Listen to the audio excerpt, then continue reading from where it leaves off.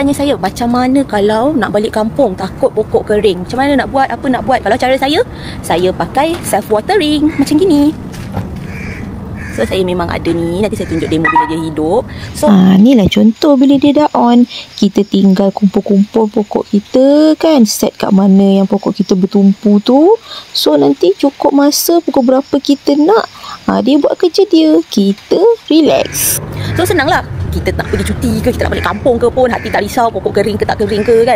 Get a self watering set up, and then even kalau hari-hari untuk orang-orang yang busy pun, dia tak perlu risau. Kadang-kadang dah balik kerja dah tak larat nak siram pokok ke kan. Ini maknanya kita punya garden garden kita kira dah automated dah. Kita tinggal enjoy je. And then kalau macam ada masa terlebih sikit, energy terlebih sikit, nak siram manual, boleh tutup aja. Itu boleh set berapa banyak kali kita nak siram. Sehari 5 kali, sehari 2 kali, sehari 1 kali. Macam itu pun boleh set. Macam saya punya memang pagi dengan petang.